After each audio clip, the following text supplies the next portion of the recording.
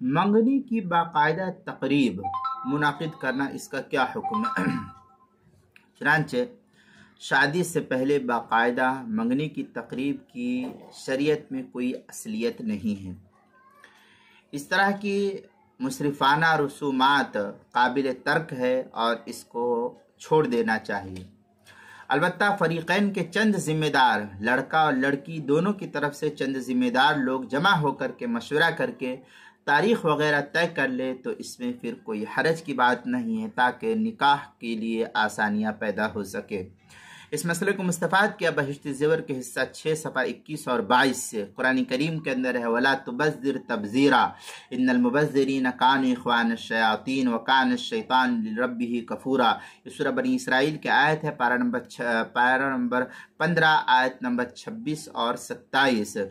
فتاوی شامیہ میں ہے قال هل أعطيتنيها فقال أعطيت إن كان المجلس للوعد فوعد وإن كان للعقد فنکاح۔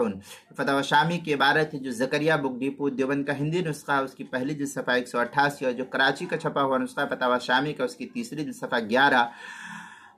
تفسیر قرطبی کے اندر ہے والتبذیر انفاق المال فی غیر حقہ ولا تبذیر فی عمل الخیر۔ یہ تفسیر قرطبی کی عبارت ہے، جلد نمبر 10 صفحہ نمبر 247، کتاب المسائل چوتھی جلد صفحہ 309 پر بھی اس کو نقل کیا گیا ہے۔